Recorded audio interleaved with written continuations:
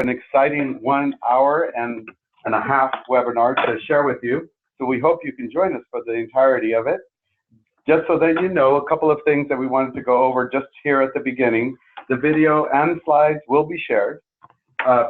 For us to know who's on with us, we'd like for you to use the video via chat, the Zoom chat area, to put in your name, your college, and the number that are joining you in your room or your office or wherever you're at. Hopefully that'll give us an indication of how many folks participated today. In terms of webinar technology, we're using some new features with Zoom. I will not go into those details, but suffice to say that we're trying to use technology to reach as many folks as we can. Everyone is going to remain muted, and in order for this to go smoothly, we'll want everyone to stay muted. So please disable your video for now. We want to use the chat area of the Zoom, so please post questions there. Remember, you could do private chat or chat with everyone, so you want to pay attention to that, how you're using your chat. If there's a technology issue or you have a question, you need some guidance and support, Christina Sandoval from the Career Ladders Project will be available, so you can do a private chat with her and Matt, sorry. So you could always use that video chat room for support. In terms of today, what we're going to cover, our pathway is going to be focusing on the learning journey of one particular college. But this is also brought to you as part of what you're going to hear about later as well, more deeply, is a Central Valley Regional Support Team that is assembled here. You'll hear a little bit more about them and what this learning cluster is all about. So we're looking forward to sharing all of this information. At the end of the day, or at the end of the webinar, we are going to have a short Q&A via the room chat. So you, again, using the chat area, will be able to post your questions or comments. Now, we'll get started, and I want to introduce, has my pleasure to introduce Dr. Lara-Brady, who is the regional coordinator for the Chancellor's Office and has actually coordinated all of us together and has been supporting this day. So we look forward to hearing from her in a little bit here and getting started with the day. Laura? Thank you so much, Luis. I'm so excited to be here. As Luis mentioned, I'm Dr. Lara-Brady, and I'm the Guided Pathways Regional Coordinator for the Central Valley. I'm going to be having somebody else joining me in this endeavor as a co-regional coordinator, but stay tuned. We're going to announce that very soon. A little bit about myself. You see a map of the Central Valley counties right next to my picture in there. I've been in higher education for over 12 years. Previously, I was equity researcher and dean at Reedley College, San Francisco. I wrote a dissertation, so if you have any problems sleeping at night, feel free to check it out. My role in the region is to provide all colleges with the support they need to be successful as they move forward implementing guided pathways. So please make sure to contact me if you have any needs. I'm planning on visiting all colleges again in the region this fall, again, along with my fellow regional coordinator from the Central Valley, which we hope to announce very soon. But now that we got some housekeeping items out of the way, I see some people in the chat box that are putting their names in their college and the number of colleagues that are joining them. So that's very exciting to see. Before we get started, I wanted to tell you a little bit about the Vision for Success. And that's, as you all probably know, it's a comprehensive vision. First time we have a vision for our community college system. And includes a set of 7 commitments that, taken together, can move the college system towards increasing the number and percentage of students who reach a defined educational goal and decreasing the amount of time and cost it takes them to do this. All of this while addressing critical achievement gaps across student and regions. And the way we're going to do that is through guided pathways as a vehicle. So the guided pathway framework creates a highly structured approach to student success that provides all students with a set of clear course-taking patterns that promotes better enrollment decisions and prepares students for future success. The Guided Pathways Framework also integrates student services in ways that make it easier for students to get the help they need during every step of the community college experience. So with that in mind, we're going to get started. I'm going to introduce a little bit about the CLP team that's helping me through this endeavor. We have Luis Chavez, the Senior Director at Career Ladders Project. Kathleen Bergman, Director, Career Ladders Project, and Christina Sandoval, fabulous program coordinator at Career Ladders Project. Collaborative, they represent a wealth of knowledge in the community college system, 4 years, K through 12, and even nonprofits. They're amazing. And they're directly involved in supporting the Chancellor's Office and GATA implementation. This is a specific team that's working in the Central Valley helping us.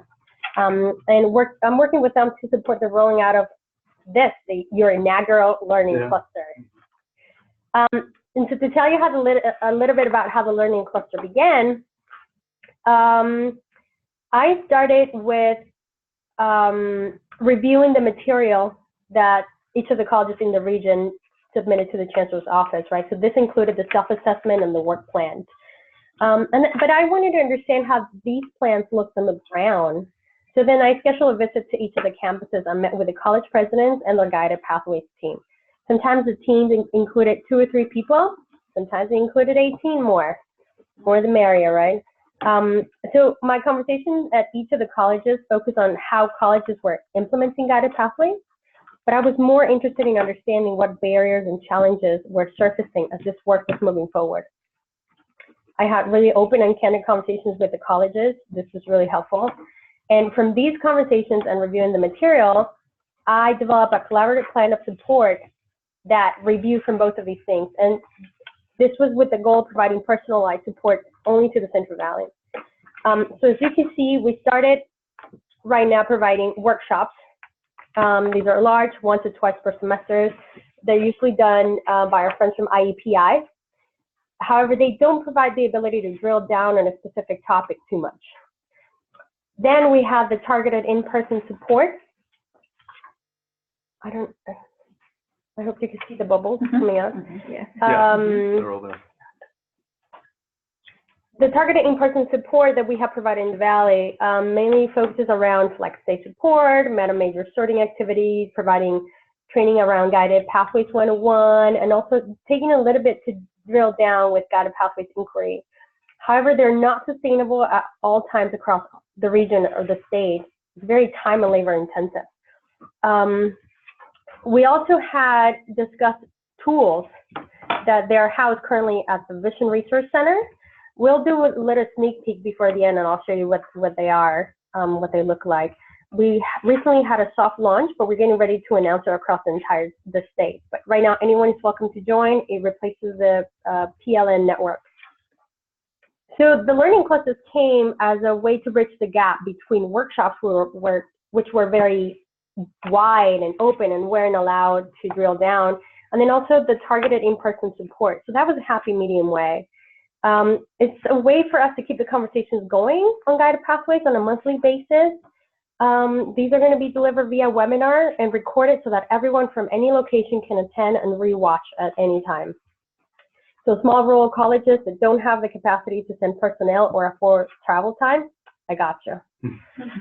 So what is a learning cluster, right? You might be wondering.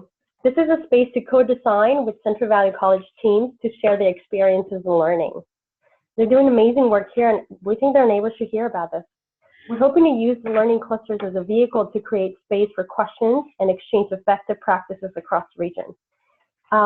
Central Valley Learning Clusters represent and presenters and participants can be from across colleges, including instructional, counseling, and student support faculty and staff, guided pathway, equity, LFM, institutional research leads, and other college community members engaged in guided pathways redesign. Initial topics include those requested more often across the region via guided pathway assessment and work plan, as well as during workshops and site visits. To support this, the Chancellor's Office is working alongside a group of partners, and they are CLP, which I just introduced to yourself, Academic Senate, RP LFM Group, 3CSN, and here regionally, the amazing CVHEC team. The goal of all of these different levels of support is to encourage peer-to-peer learning, inform and encourage change processes, leverage regional partnership and resources, showcase effective practices happening in the region, scale regional work statewide, and embed guided pathway as an institutional process rooted heavily in equity. So with that in mind, I want to introduce Renee Craig-Marius. She's the Vice President of Student Services at Reedley Madeira Oakhurst. Renee? Thank you, Dr. Brady. Good morning, everyone. I'm excited to be here. I'd like to briefly introduce you to the team here at Reedley Madera Oakhurst, who will be sharing information about our journey today. So again, I'm Renee Craig-Marius, Vice President of Student Services and Campus Lead for Guided Pathways. We also have here Michelle Stricker, who is our Matriculation SSSP Coordinator, Stephanie Curry, who is our Faculty Grants Coordinator, Academic Senate President, and Faculty Lead in Guided Pathways. She's done a tremendous amount of work for us for our campuses. And we have Shannon Solis, who's our Dean of Students.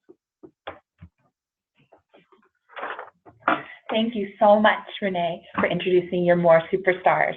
I just wanted to give everyone a quick reminder that we are really welcoming all of your questions as the presentation goes on. Please feel free to just drop those in the chat box, and we will be gathering those together to respond to towards the end of the day.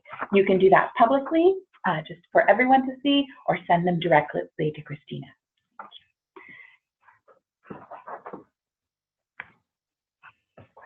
I wondered, Renee, in order to provide a little bit of context to our audience, would you please share with us a little about the Reedley, Oakhurst, and Madera community? Sure.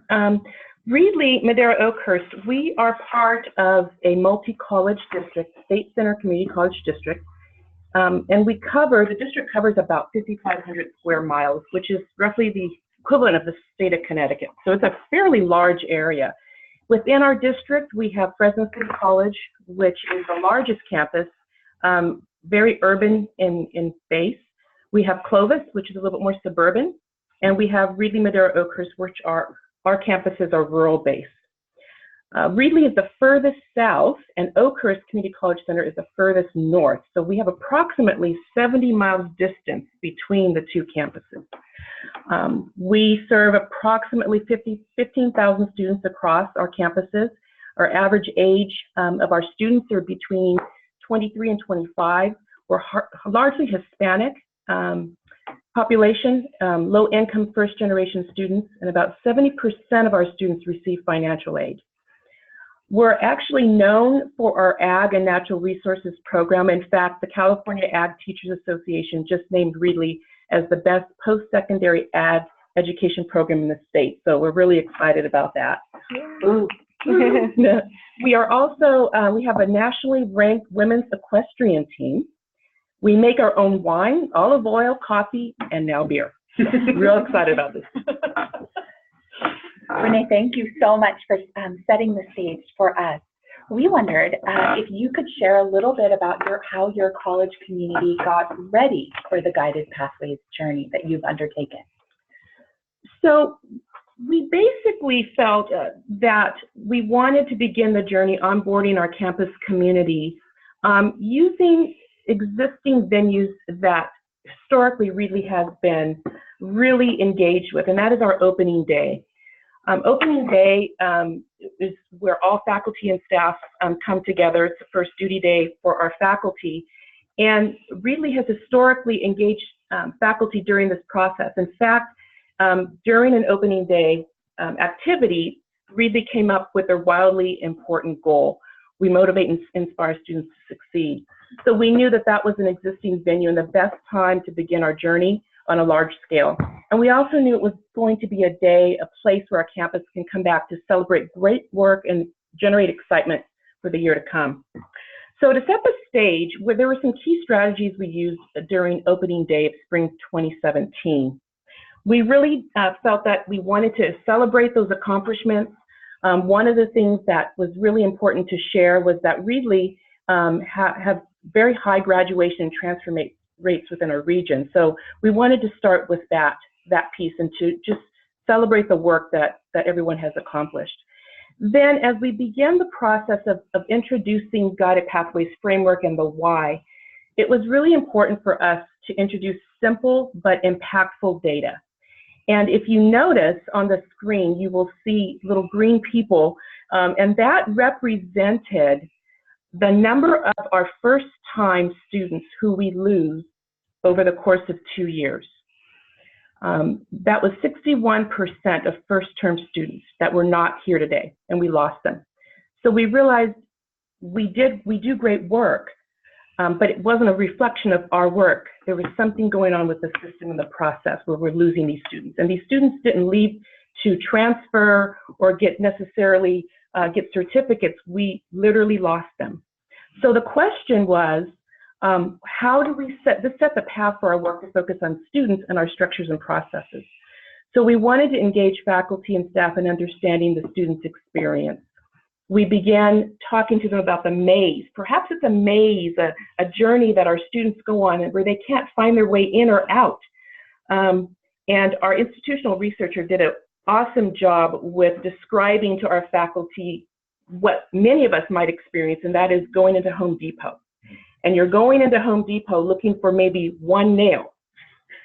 And you have all of these aisles, and you don't know which aisle is going to have the right nail that you're looking for. And so what do? You look for people in the orange vest, and you run around. And so you need that guide to help you find that and reach that particular item you want so you can achieve the goal you want. So we started explaining that process to our faculty. We also had them do tabletop activities focused on student scenarios. And those student scenarios really describe the student and the challenges, the barriers, things that they brought, and the strengths that they brought in their backpack to college, and helped faculty get a better sense of what the students were experiencing as they came to our campus. Throughout that process, we asked faculty to think about what are some of the institutional barriers and structures that would prevent students from being successful. And they brainstormed, and then we asked them to think about what is one thing they could do in their role during the first 3 weeks of the semester, which we know during the first 3 weeks is a critical time for our students in terms of them staying or leaving. And we came up with several strategies, success strategies and tips. And those success strategies and tips were then communicated out to the campus each day for 3 weeks. So it was really a faculty-driven process to come up with what are ways that we can impact and change the experience for our students. So those were some of the things that we did to begin to introduce the why and how important it was for us to begin this journey on changing our college so that our college was ready for students and not necessarily students being ready for the college. Beautiful. I know you also look directly at student experience. Dean Solis, can you tell us more? Yes, we did. To help answer the question of how we can improve retention rates, we've been collecting and exploring our student voice data and listening to what our students are saying they need from us. The next couple of slides are student quotes that were gathered by our equity coordinator during focus groups. So you can see here on the slide, these are things that students were actually saying in that feedback in those focus groups. Make it mandatory for students to get a checkup. Help us get involved. The first person we see on the campus is the counselor and faculty. It's important that they want to connect with you. The best thing Reedley College can do is to connect students to resources because Promise Scholars has been a great help. Show us. Have more tutors available to us. Reach out to us and let us know it's okay to ask for help. Students leave campus after class is over. Students should stay. We need people to feel like they care about students. Need to speak to students on their terms. Be visible. Maybe have some starter questions for staff to use to then help point students to the right location or service. A one-stop would be helpful. So our students are they're telling us what they need from us to be successful and to feel like they belong here at Reedley College. And then on our end, we're working harder to truly listen and be open to that feedback and let it inform the direction that we take. Stephanie has a great quote of her own that I'd like to ask for her to share to wrap up this section. We need to concentrate. Oh, I forgot what it was. Sorry, she got me. We need to concentrate on the systems and not changing students, but changing our system. And that was the crucial thing: is our students are coming in. They're all individuals. They're all amazing students. But we can't expect them to change everything. We need to change our systems so that they're ready for the students and not make the student ready for the college. Beautiful. And I wondered, Michelle, could you tell us a little bit about that mindset shift that you undertook as you saw guided pathways as equity work? Yeah. So one of the big things that we talked about early on as we were having all these conversations about onboarding the college and gathering our data, talking to our students, was really this idea that guided pathways work is equity work. It's not that equity work exists somewhere inside of guided pathways. They are one and the same. And it goes back to what Stephanie was just talking about the idea of addressing the systemic barriers for students. And that's why we chose to focus on that initially with our faculty, identifying those barriers, and a lot of times barriers that we create. And if we created them, then we can do something about them. And a lot of conversation about unintended bias and institutional racism, increasing all of our student success, and then really starting to look at how do we customize our support services for our individual students. It's not a one-size-fits-all. I think we've been doing a one-size-fits-all for a long time, and the data and the information that we're gathering and the voices we're hearing from the students says that doesn't work. So why do we keep doing it that way? And these are all key equity issues and key equity things that we really need to focus on, creating those clear pathways, giving customized support, looking at our students as individuals, and really working towards that. Beautiful. You also, Michelle, had some other prior work that you built upon that really and leveraged that gave you a strong foundation. Mm-hmm. So just like we were looking at what do the students bring in their backpacks, we need to see what was in our own backpacks. What is it that we have that we're bringing to the table that was already really great stuff that we were doing that we didn't want to lose, and great work that we've been really working on for several years. So one of the first things we did was get a resolution from our academic senate, and then also take it to our board of trustees and get a resolution from them that they are in support of guided pathways, and that they, so both our faculty and our board was on board with us pursuing this work. As a result of that, we applied and were accepted as part of the California 20 pilot colleges. And that gave us a lot of resources early on. That gave us a lot of connections with other colleges. Really made us, they do some great homework in that project, and we had to really dig deep into a lot of kind of nitty-gritty stuff. We've been working for several years on statistics pathways and MMAP, using MMAP for our placement models, and we had already adopted MMAP. So now this transition to AB 705 is a little bit easier for us, I think, because we had done that work previously. We had worked on a first-year experience program, which we renamed RC and Me last year, which stands for Reading Composition and Math Engagement. And we had expanded that first-year experience program, and then really realized we didn't want it just to be for first-year students. We wanted to expand that to our returning students and our veteran students and our disproportionately impacted students. And so we're really looking at ways we can target and focus that program in. And then finally, we're one of the pilot colleges for the Starfish Degree Planner, the online student education plan. And we had done a lot of deep curriculum work to get our curriculum cleaned up and really look at the programs we were offering in order to get it into that system. So even just that piece has really helped us to see what are our programs, what are our students going into, how many units are they, are we talking to students about these programs in the right way. So we had a lot of really great things in our backpack that we now needed to learn how to leverage and tie together in really meaningful ways under this new framework. And I think you guys created on the next slide, Stephanie, can you tell us a little bit about it, an incredible asset mapping of what was going on. Yeah, one of the things that we had was when we were talking about the basic elements of guided pathways, everybody was like, well, we're already doing guided pathways. And our concern was like, no, we're doing pieces of guided pathways. Like certain programs are doing elements of guided pathways, but we aren't doing it holistically as a college. And so we kind of had to address that idea, and especially CTE programs who have a lot of very guided pathways-like areas to them.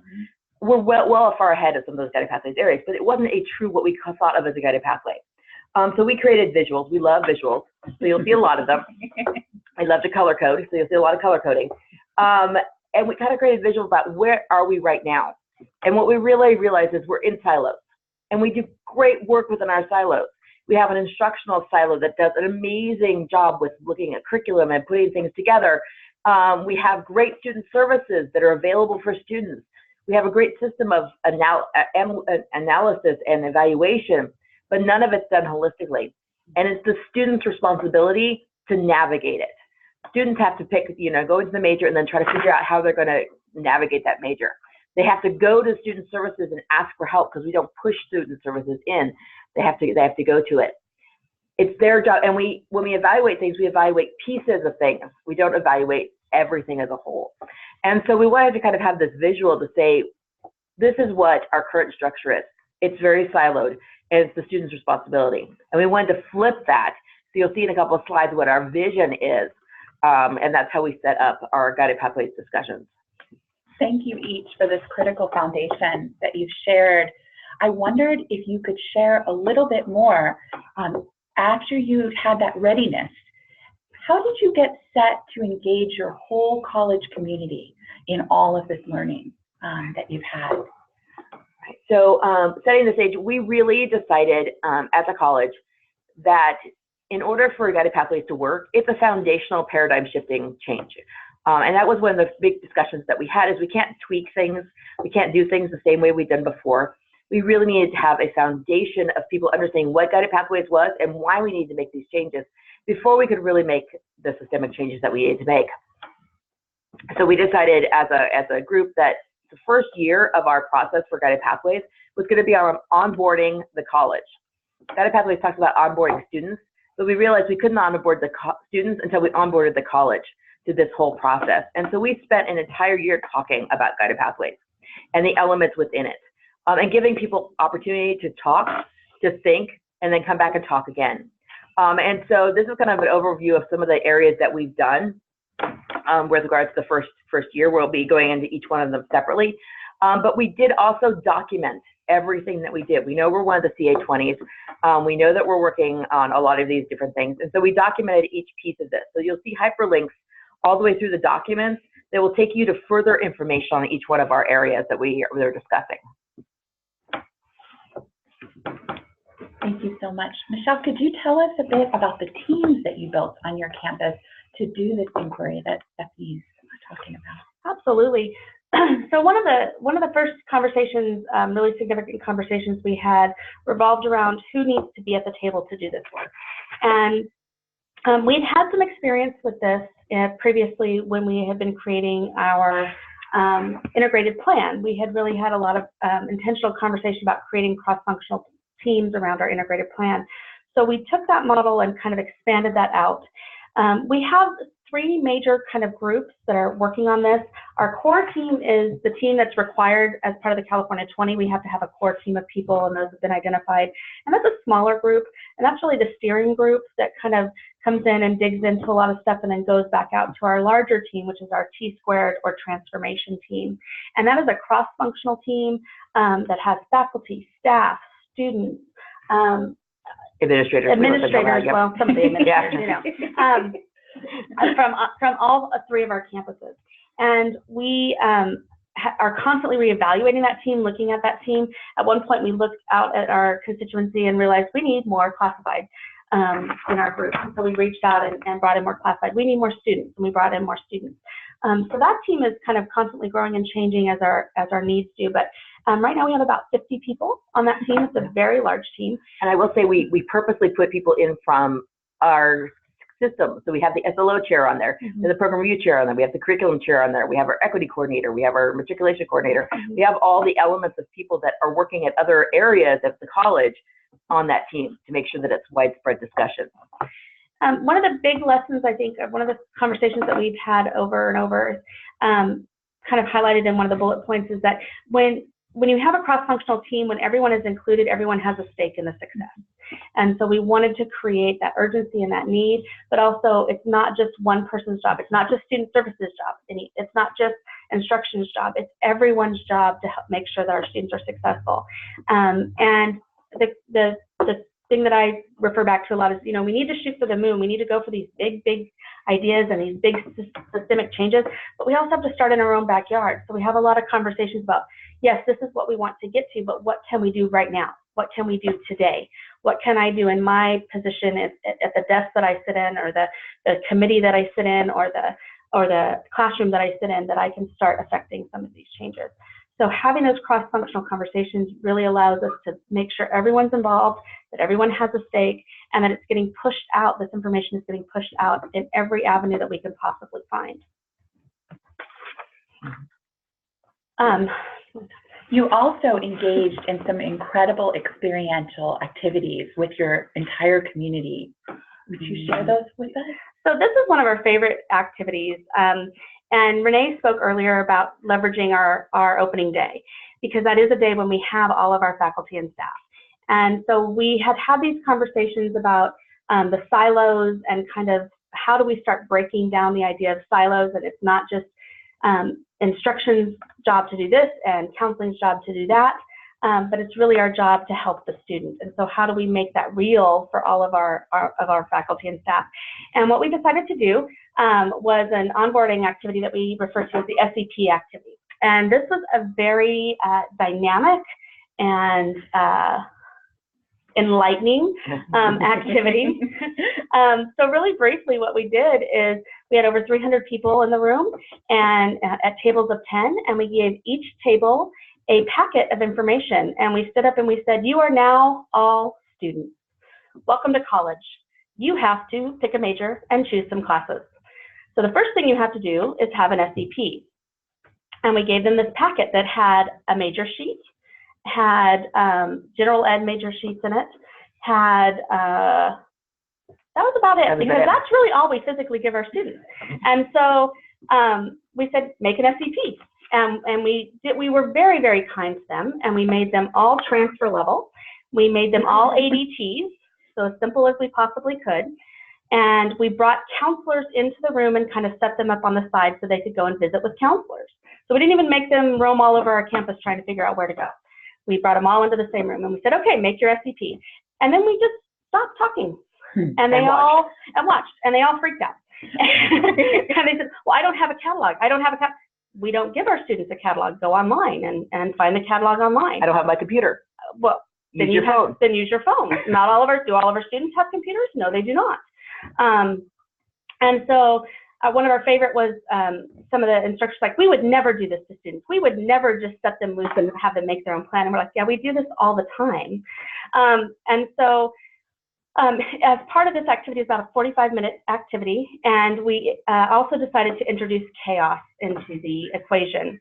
And so we brought another one of our core team members in, and he came in, and we introduced things that happen within the system. So one of the things that we wanted to introduce was the internet going down.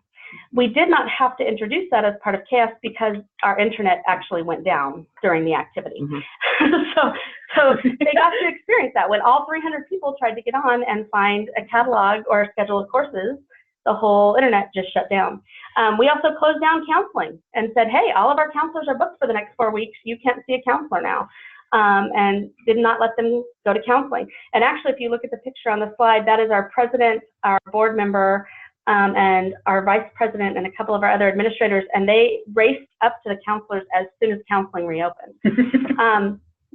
As part of the debrief on that, we got a lot of really good feedback and a lot of understanding. There ended up being a lot of conversation even afterwards about the idea of how counselors work with students. There was a lot of misconceptions about what an SEP was and how easy it was to get one, and it's really not that easy at all.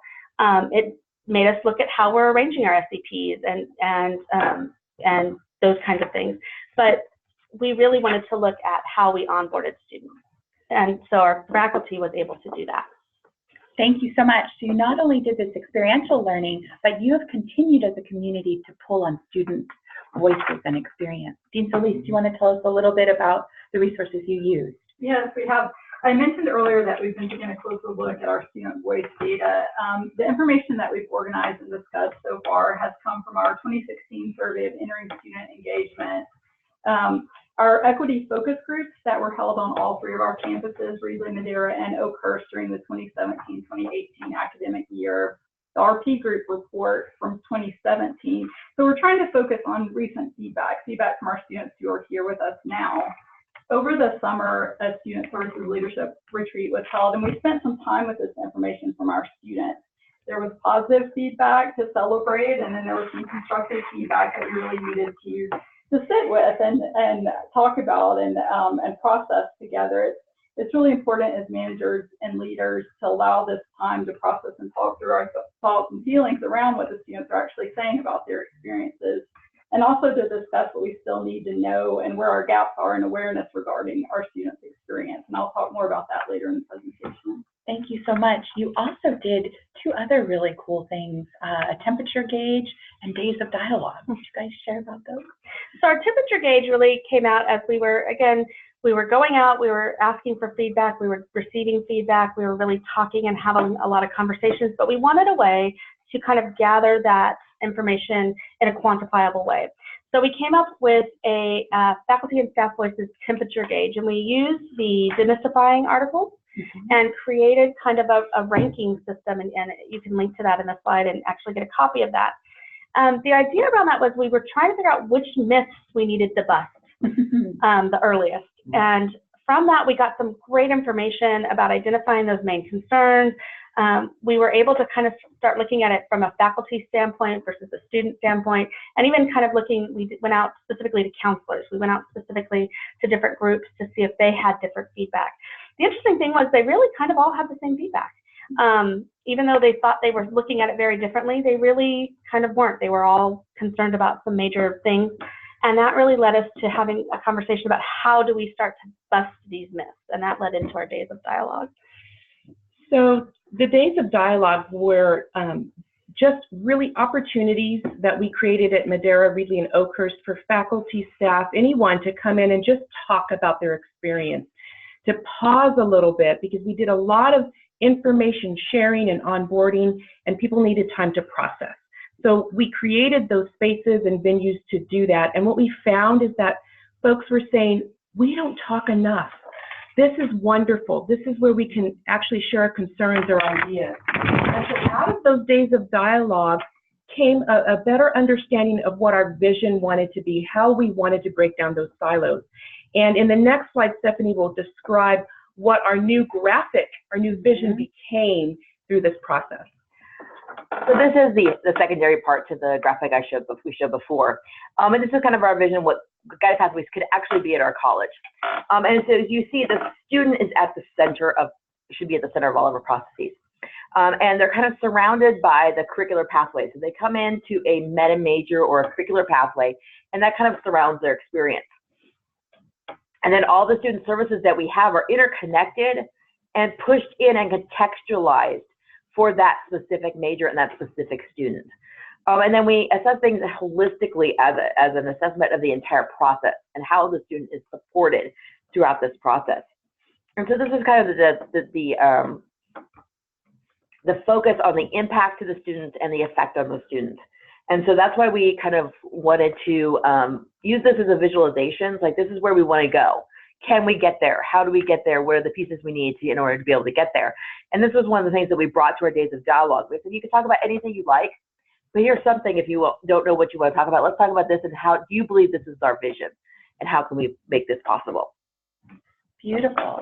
Thank you each for sharing about how you engaged your college community to get set or ready for the GP redesign. Can you tell us more about the areas you focused your design work? Well, we didn't just talk, but we did spend a lot of time talking.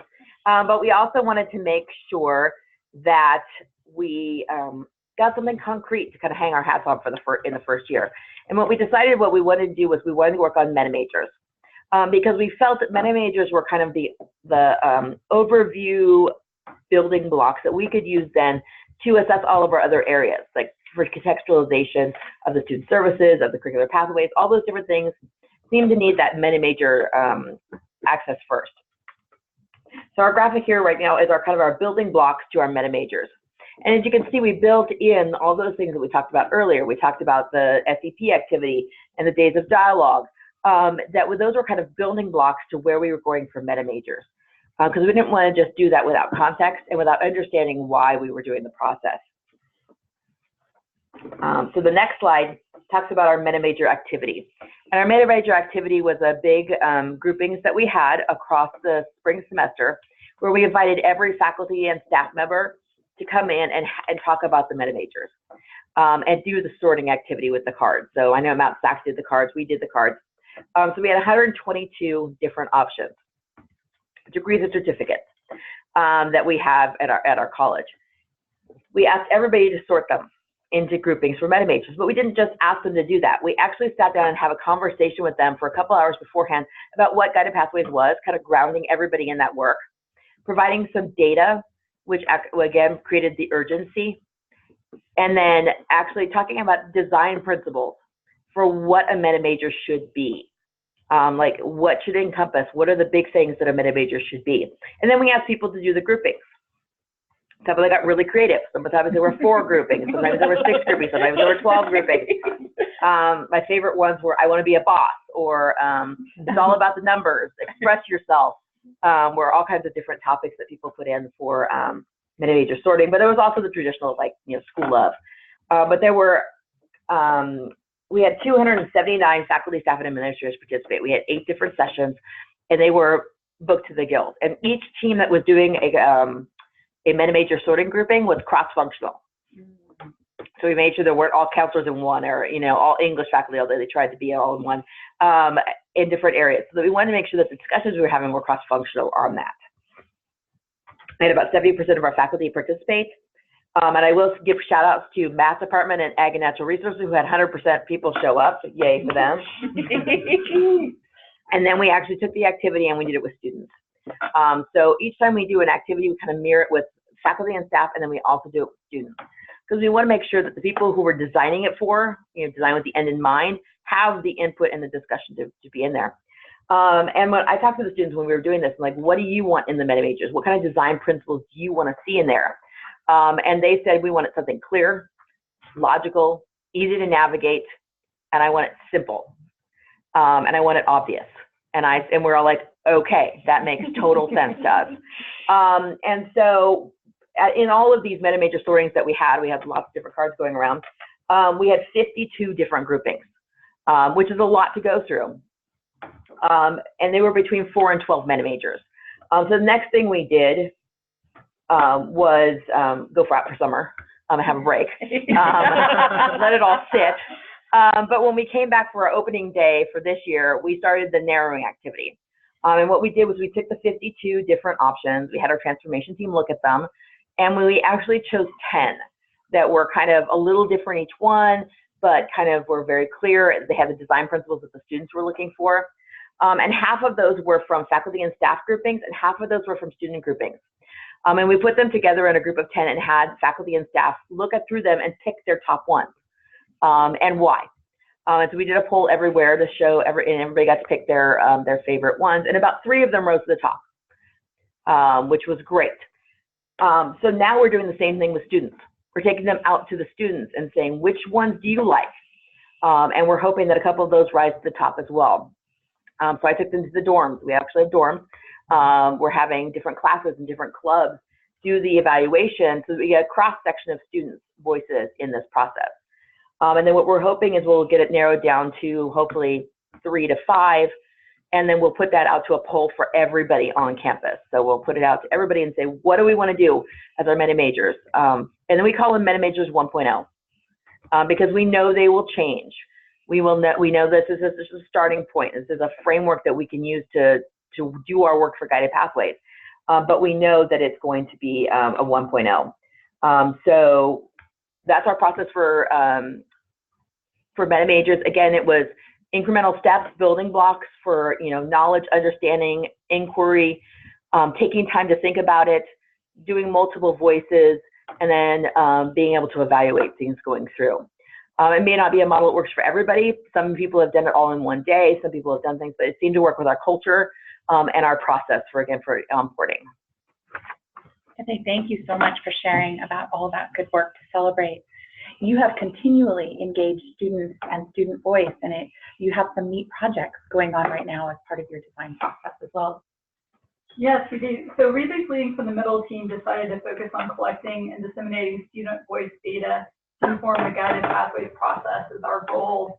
And we have an ongoing project that we're really excited about. It's our video survey. We recorded a brief Q&A with students at new student orientation, and we're going to follow these students through the midpoint. We're going to record again at the midpoint of the semester, the end of fall semester, and then again at the beginning of spring semester. And then we're planning to compile that into a film to be shown to students, faculty, and staff. And we're hoping to have that film ready by the end of the spring semester.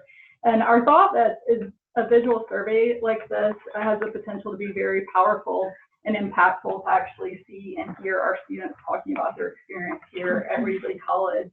And then, of course, from there, we'll continue to explore where the gaps are in our knowledge and how we can best meet our students' needs. Thank you so much.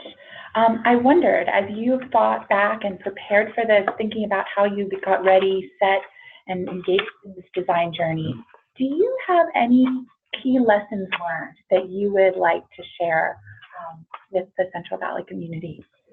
Yes.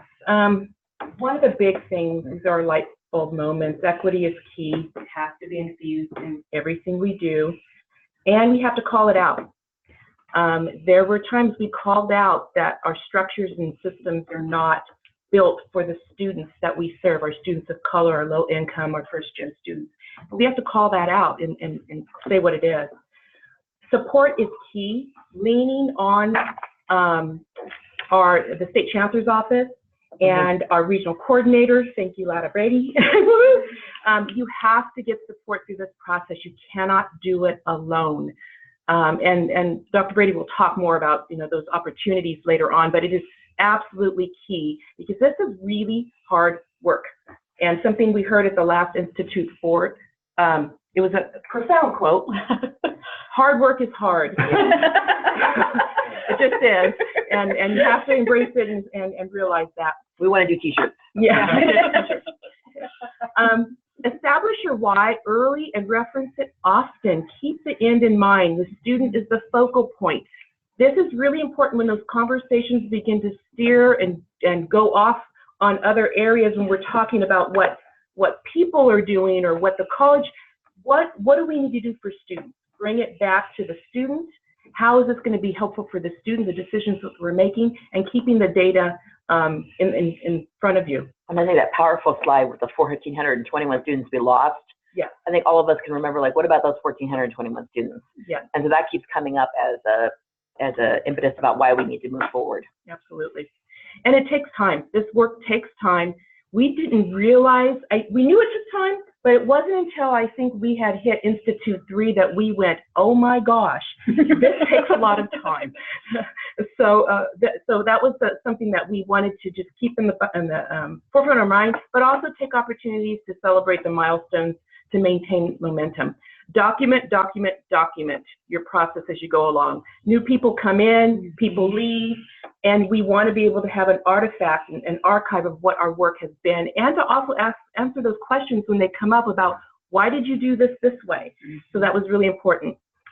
We're able to affect change much quicker and with less angst when we reach across silos. And Michelle talked about our transformation team. We want to distribute that work and leadership because that is where the power and empowerment of our faculty, staff, and students occur. And then finally, trust the process. It's going to be messy. It's going to be muddy. It's okay. We talk about it being okay and to kind of sit in the mud for a little bit and be comfortable as much as you can with ambiguity because nobody's an expert in this. And we're all learning together, and that's the beauty of this because then we co-create something that's going to really work well for our students. The other thing we're doing is we're celebrating our successes. Work is hard, but you got to take a moment to celebrate the work you've done. And so we created an annual report, which you can link to on the next slide, which just details what we did last year. And it's just simple articles. We put a lot of photos in there where we're trying to show our campus community, like, you did a lot of work last year, pat yourself on the back. We did amazing stuff last year. It's not done yet, but we got a lot more to go. But let's take a moment and celebrate what we've done. We're also sharing it with everybody. I literally have a whole bunch of them in my pocket, and I just hand them out to people as I go down the street. But we want to make sure that we let our K-12 partners know what we're doing. And so we're sharing them with our K-12 partners. We want to let our industry partners know what we're doing with Guided Pathways. We're really excited about what we're doing. And so we have copies and we're giving them away at our advisory board meetings. And we also want to keep the campus engaged in guided pathways. And so we actually have some fun with it. So the photo here is we actually played Family Feud guided pathways version at our opening day. And it was so much fun because we had people do a survey in the spring about like what's the key one thing that we need to succeed for guided pathways. And we used those questions for a rousing game, Family Feud game, invigorating, which nobody won because we collaborated too much, and they called us out on that. But it was just a moment to like take a moment and use levity into the process. And so now guided pathways isn't just like the word everybody just sighs on. They're just like, oh yeah, Family Feud. So we're trying to make it so it's part of our culture. Beautiful. Thank you each for taking this time today, checking with us. We know that the field has some questions, and I wanted to turn it over to Louise. We've been receiving questions in the comment or chat box. Please keep them coming. We have set aside a chunk of time with these 4 superstars to share their experience and see if it may help. So far, we have 4 questions that have come in. So we're going to ask or just repeat the questions that we have here. One from Amy Myers to everyone. How are you engaging your adjunct part-time instructors? That's a really good question. We're not doing it as well as we should, but we are trying to. We did invite them all to come to opening day, so we had a lot of faculty members do that. When we did the grouping activity, we had a surprisingly high amount of adjunct faculty come.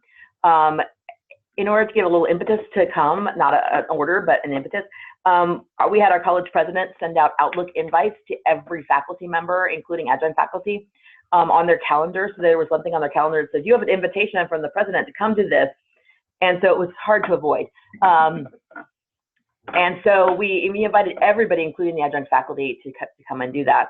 And I know different groupings have done it in their departments, in their area. We're trying to get more formalized processes for incorporating adjuncts in there. We're talking about doing an adjunct academy in the spring that will incorporate some professional development opportunities. We also had an amazing professional development flex day, which we invited all faculty, staff, administrators to come and attend, including adjunct faculty, which had some guided pathways themed workshops in there. Thanks so much, Stephanie. Anyone else from the panel want to? I was just going to add to that. We've been very intentional about including our adjunct faculty. That we're holding a Guided Pathways Focused Counselor Collaboration Day on this Wednesday, and adjunct counselors were invited to that as well as full-time counselors, and almost all of them are able to attend. So I think that's the important takeaway from this, is to make sure that adjuncts are included in everything that you do. We have a follow-up question, I think, also from Amy, but just before we get to that, just a reminder that this is being recorded, and both the recording and the slides will be available for everyone. If you have particular questions, you can also email or chat with Christina. The second part of the question, or another question that Amy asked, is 70% of the faculty participated, as was stated. Was it all faculty or full-time faculty in those 200, the 70%? 70% was full-time faculty. This was at the meta-major activity. At the meta-major activity, yes. There was about 70% attended the meta-major full-time faculty. Full-time. For adjunct faculty, there were more than I expected, so there were good 30-ish, 40-ish faculty. They weren't counted in that percentage because I didn't have the right percentage number for that. But they amazing amount. A lot of the counselors attended. That was the highest group of part-time faculty to attend. I do remember that. So you have raw numbers about 30 or so. Yeah. But overall, the 70 represent full-time. Full-time faculty, yes. Thank you for clarifying that. We have another. Same question here. How did the college get the buy-in of so many? If you talk about it a lot and they can't escape it, they eventually have to ask questions. Which creates that dialogue. We've learned this through some different avenues, the integrated plan and some of the other things. Being a multi-college district, I think too, we've also learned you kind of just have to push stuff out there constantly and consistently. But we just talked about it all the time. and made opportunities to talk about it. And I think that cross-functional team piece, for a lot of people, this is the first time they've been asked to be on a team like this or an activity like this. We also invited many of our district level administrators to all of our events. We have half-day workshops for our T-squared team, and we have district folks come to that, so they understand how this will impact on a district level, because all of our students are cross-enrolled many times, and so as we're doing this work, they can be very supportive, and they need to be onboarded as well. I do remember that there were multiple emails that went out, so you had a massive communication, some intentional, some not intentional, but it was repeated many times. Well, and I tell this story, and it's kind of true, but when our former president called me up and said we need to do guided pathways, and it was December and I was out of town, I said, are you kidding me? We can't do one more thing. Because I mean, our faculty are in every initiative, everything, we just can't do one more thing. And she's like, okay, but I know you research it, look at it, you know, let's have a conversation about it. And I'm like, I researched it, I'm like, dang, it looks really good. Shoot. I wanted to say no. And I said, well, we can't do this, because I'm the academic senate president, we can't do this unless faculty are on board. Because, I mean, that's just, period. If they're not on board, they're not going to do that. And so she's like, okay, let's bring Bakersfield College in. And we actually had people from Bakersfield College come in and talk about their experience in the program and the process. Thank you, Bakersfield. And they were totally honest with us. And it's the hard work is hard. This is paradigm shifting. This is like amazing work that you have to do. But they showed like why they're doing it and the urgency behind it. And we realized this is just, we have to do this. And I have a bit of a curmudgeon who came up to me afterwards and said, this just makes sense. And it's like, it's so logical. This is just makes sense. We have to do this. And so it was kind of laying that foundation and giving people an opportunity to ask all the questions and saying, this is not going to be easy. We're going to have to take 2 steps forward and sometimes 3 steps back or move these things forward. But we had to have those honest conversations. So we got the Senate on board really early, which was, I think, a key thing. And then the SCP activity, really making students making faculty walk in the students' shoes. Of all the tables that we had, 3 finished in SCP during the time period. And it was not the group with the president and the chancellor and the board who ran up to counseling. It was, yeah. I mean, no offense to them, but I mean, it was literally 3 groups, and they said our systems are created for us. They're not created for the students. And that was kind of one of those light bulb moments where you needed to have that experience. So that really tells the story in some way about what you did was you created the ownership. Not necessarily, you weren't selling something. No. You created the ownership by having the experience in multiple ways. Yeah. Thanks, Ruby, for that question in particular. She also, I want to communicate to all of you that she also said it's very impressive what you've accomplished. Thank you, Ruby, for that. The next question we have is from Giselle Simon. Can you talk about starfish and how I'm backing up. Utilized in the process? Yes. We only have, For the timing, I can't say very much. So I am the starfish girl, I guess. So we were involved as one of the pilot colleges, and just for full disclosure, I was also the co-chair for the EPT-DAS statewide committee, and I'm the current co-chair for the Starfish Users Group community for the state of California. So starfish is a big deal for us, but we started with the degree planner because that was what the EPI mandate was. But one of the things that we really learned quickly as we started to onboard with guided pathways is we were going to need some kind of case management system. And we had not started our work with the early alert module, which is kind of where a lot of the case management features live. So we've been playing catch up for a little while on that. We really see Starfish as being a tech engine. It does not do guided pathways. And if any tech company tells you they will do guided pathways for you, they are not being truthful. It is simply a tech engine, and it's the place where we can house and use for case management to leverage the skill sets of the people we already have. We know we're not going to be able to go out and hire 100 more counselors so they can all have caseloads of 25. That's not going to happen. But how do we make it manageable for the counselors that we do have?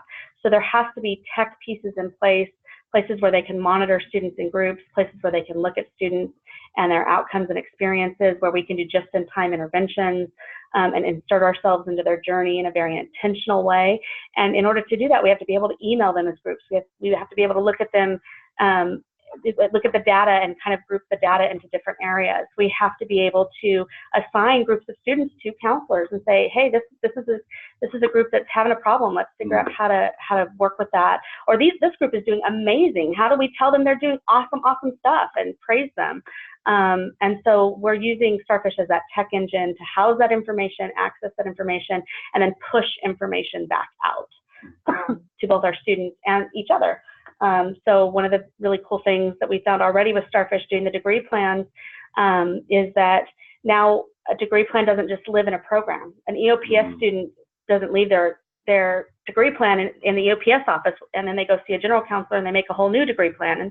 And when they come see the counselor is able to pull that up and say, hey, it looks like you already saw Ruby or Luis in our EOPS program and they made you, let's talk about the SCP you already have before we throw things out. And make those and have those conversations both with the student, but also between our counselors in different programs. So my little, it's also one of those things where we're trying to do a holistic approach to guided pathways, and we've talked a lot about this. It's the Starfish package, which includes the predictive analytics, the early alert, the degree planner, and the connection piece. Is a holistic tool that we can use in multiple areas of guided pathways. It's kind of a communication tool and an alignment tool. And so Michelle and I have been talking a lot about this in various venues about our use of Starfish and guided pathways. And so if anybody wants to, we have some recorded webinars that we've already done on this. If you're interested in Starfish and how it can align with that, please let us know. We'd be happy to send those to you. We linked our email to the opening page with our pictures on it, so you could always email us if we have any more information. Just because you mentioned that about working together, the Starfish with also instruction, have you run into any issues with having multiple type of software and technology, and how did you connect that so that it doesn't become challenging for folks? Sorry. Oh, it's okay. Hard work is hard. I will put that out as a caveat for anybody listening. Any tech implementation is going to need tech support. And so part of your onboarding has to be working with your tech people and saying, this is hard work and we're going to have to parse through a lot of data and figure out what we need. And it's still a work in progress for us. We have an extra layer because we are a multi-college district. We have students that go between campuses. So we have this kind of extra kind of wonky layer in there that we're also working through. But it's good work and it's worthy work. And so we need to sit in the mud, sit in the muck, and figure out how to make it work because it's the best thing for us to do with our students. But what we also realized is that because we have to align our systems, is the data that we have in our systems need to be clean. And so one of the things we do is we spent, and this was before guided pathways even came into effect when we were on the API, I think, we spent a year just looking at our data and what we were putting into systems, which is going to help us when we're doing the mapping and the meta major sorting and that type of stuff because our data is clean now. We know what's going on. It's ish. I know things change. Michelle's looking at me going ish. It's a lot clearer than it was. But we need the data in order to be able to help with the mapping and do these other things. But whatever system you get, you need to make sure the data that you're putting into it is the most effective. And so, and because of guided pathways, the main thing about guided pathways is, for me, is taking the opportunity to look at our systems and look at our processes and see if they're working or not. One of the first things you can do that I would recommend anybody thinking about bringing on a tech piece is go into your various systems and see if all of your lists of majors are all the same. Is your list of majors in DataTel or Colleague, Banner, whatever you have, the same as your list of majors in your catalog? Is that the same as the list of majors on your application? Is that the same as your list of majors with the Chancellor's Office? Start there. Thank you. And you'll be surprised. Oh, sorry, go ahead. I was just going to say we're beginning to wind down, so I want to make sure we have time for a couple of more slides in the wrap-up. But we do want to get one quick question in that is about equity. So I want to make sure we get to that question. So thank you, Tim Morehouse, for giving us this question. Can you share the mock student profiles that you use to engage discussion on equity and the student experience? So if someone just briefly you addressed that, and I believe We actually took them from the EPI workshop that we went to on Guided Pathways about 2 years ago, and then we modified them for our own institution. Like we changed some of the majors, we changed some of the, because we have transportation issues because we're in a rural community, so we added some specific tailored things to our specific area about transportation and some of the other barriers that we know students have. So we're happy to share those as we go through. But we took the ones from EPI and modified them for our own college. well, thank you. There were probably a few more questions, but I think we're going to try to keep them to a minimum at this point and move on to some of the wrap-up conversations. So thank you, everyone that submitted questions, comments. We will try to at least get to them in some way to give you information. If you ask for something specific, we will communicate that to the Reedley team to make sure that you get what you wanted, if at all possible. This team is just amazingly open and willing to share everything. They're great. So we are going to move on, and I'm going to give it back to Dr. Lara-Brady. Thank you so much, Luis. I see that Craig Hayward from Bakersfield, who's the Dean of Institutional Effectiveness, is in the house. Before I go to his comment, I wanted to remind you a little bit about some of the events we have planned in the Central Valley this semester. The first one is the program Pathway Mapper that Craig is going to be hosting this Thursday, I think, an informational webinar for anybody that's interested in finding out more information about it or had any questions about it. Information was sent out last week, but let us know if you want us to send you a link to that. We could probably do that. We also have the pre-workshop and the October Learning Cluster. That's happening October 15th. And we're going to focus that conversation around integrated student support services. That's going to take place in Clovis.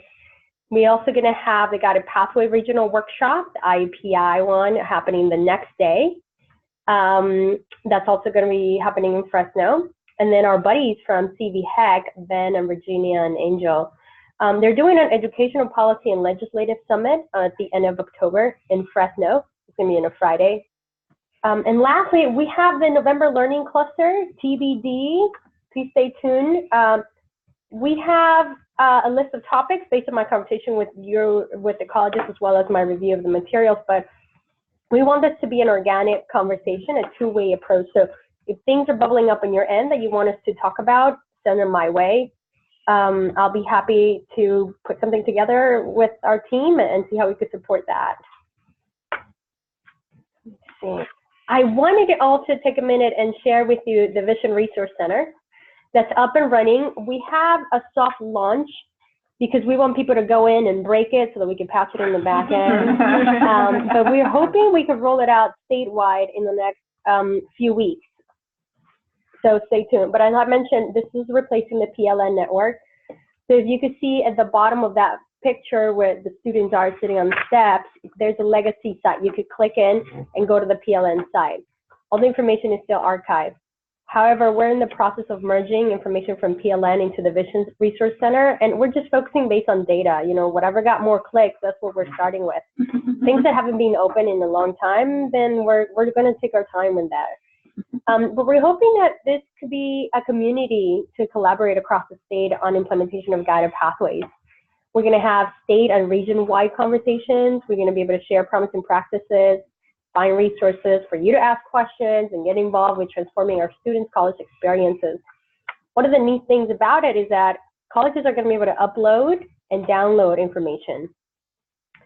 So if you log into the Vision Resource Center, and by the way, as Stephanie mentioned, there's a hyperlink at the top, but it's visionresourcecenter.ccco.edu if you want the direct link. And we have the super cool logo of California State. It's one state, 7 regions, 115 states. So that's pretty neat.